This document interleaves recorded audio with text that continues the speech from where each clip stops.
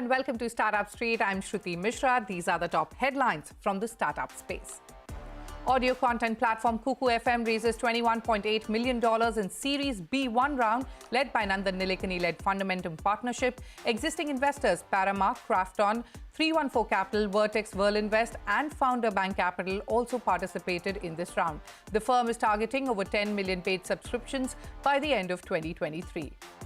Murf, an AI platform that helps create voiceovers, raises $10 million in Series A funding round led by Matrix Partners India. Existing investor Elevation Capital also participated in the round. With fresh funds, the startup wants to broaden its reach in international markets.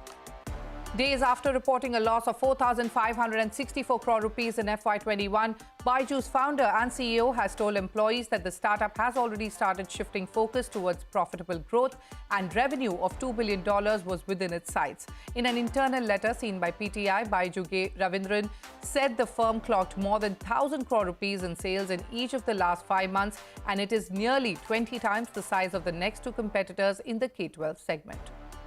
Multi-brand e-commerce platform D2C e-commerce acquires fashion jewelry brand Access Her for an undisclosed capital. This acquisition marks the company's foray into the jewelry and accessories space. D2C e-commerce officially launched last week by securing 6 crore rupees in seed capital. EdTech unicorn PhysicsWallah's co-founders Alak Pandey and Prateek Maheshwari and quick commerce startup Zepto's co-founder Kaivalya Vora are the newest to join the Millionaires Club, according to a report by Hurun India and IIFL Wealth. Meanwhile, Nykaa's founder Falguni Nair became the richest self-made Indian woman. YouTube to introduce advertising on its video feature Shorts and give video creators 45% of the revenue. That compares with its standard distribution of 55% for videos outside of Shorts, Reuters reported. Well, those are the headlines we are tracking for you this evening.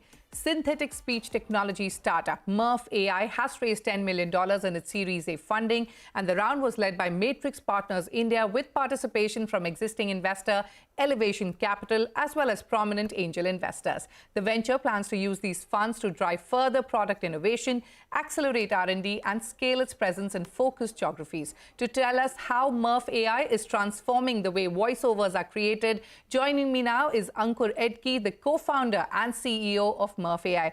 Ankur, welcome to Startup Street. And before we get to the fundraise, let's talk about Murf AI and synthetic speech technology. What is the pain point that you're solving and for whom, and who is the target audience? First of all, thanks for having me on the show.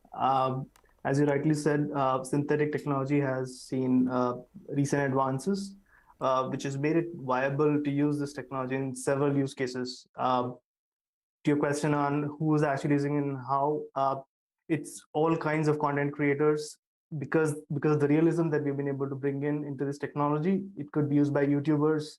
We have customers right from individual content creators to SMBs to enterprises trying to use this for corporate L&D, as well as advertising is another space that you've seen our customers use this technology in.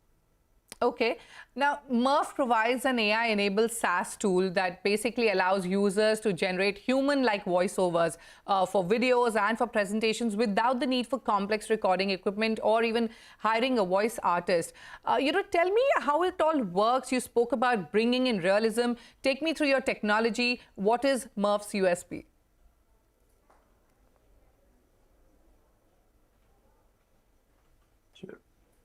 Ankur, did you hear my question? Should I just repeat?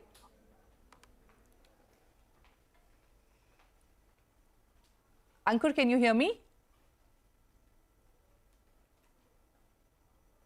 All right, I think we've lost Ankur there. We're trying to get back to him. Ankur, can you hear me now?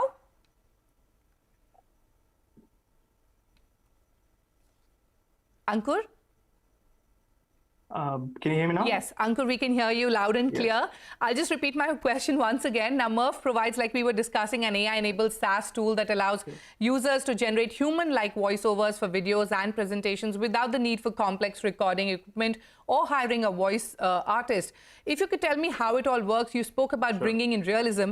Take me through your technology and what is Murf's USP? Yeah. So we work with voice actors. We get their recordings, we get them scripts which are relevant to the specific emotion that we are trying to get out of the clone that we create. We have our own proprietary AI models, which we train using the data that we retrieve from these voice actors. And once that training is complete, it's available in the studio that we've built for our users to just put in text and be able to use any of the emotions and styles that we've produced from these clones. And the great thing about why voice actors are excited about this is that they get a share of revenue every time their clone gets used by any of our users. Okay, and what are the additional offerings? If you can talk to us about the features that Murf provides. Sure. So we go beyond speech synthesis. So we have endeavored to actually enable voiceovers and simplifying the entire activity of voiceovers. So that also involves being able to apply it on the content that you're trying to create this voiceover for. So if you have, for example, your use case is trying to create a product explainer video, you could actually bring in your video and Murf would solve the problem of aligning the synthesis that's been done with the visuals that you have uploaded as well. So you get the end-to-end creation of the final output from Murf itself. So we do background music creation as well as being able to basically render videos for you, all of that, apart from being able to align the synthesis that you've done just from text. All right.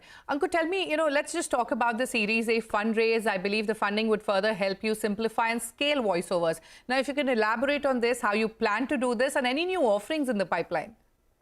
Yeah, definitely. So this is still a research area. We are certainly a deep tech company. A large part of our fundraise is going to be dedicated towards advancing the space.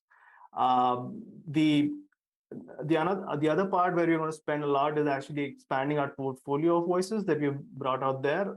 We already sell in about 100 countries, but we want to build more depth into the accents, emotions, and styles that are going to be put out there in the studio so it can cater to more use cases as we improve upon the realism that we're able to bring in. Okay. You have plans to scale globally as well. In fact, 80% of your customers come from the US, Canada, and EU regions. What markets are you eyeing next, or are you planning to go deeper there? If you could take me through your expansion plans and, of course, your growth targets. Sure. We're certainly planning to go deeper into the US, UK market, which are primary for us already. As we go deeper in our tech stack, we will basically target harder use cases. We also are expanding in other English-speaking geographies. Australia, Singapore are some of those as well. In terms of growth rate, so far we've from our seed funding stage to now, we've grown about 22x in our revenues, and we certainly want to hit a similar growth rate in the coming year. Okay. The big idea is to place a simple online voice studio in the hands of every content creator. That's the big idea that you have. But there clearly seems to be immense potential as well. According to market reports, the global text-to-speech market is expected to reach $7.06 billion by 2028. And in addition, the voiceover and the dubbing market is predicted to generate a total of $8 billion annually by 2027. How do you plan to harness this opportunity? Also tell me, how soon do you think you'll reach break even? What is the road to profitability looking like? Yeah, sure. So the market certainly has huge potential. Text-to-speech is a fairly established market. The audience knows what to expect. The voiceover market is where we are most excited about, where traditionally people have been going to voiceover actors, getting the recordings done, which is a cumbersome activity. It could take weeks to get it done. With a real human trying to be in the loop. With our tech, you could do it in a couple of minutes to hours, depending on your use case.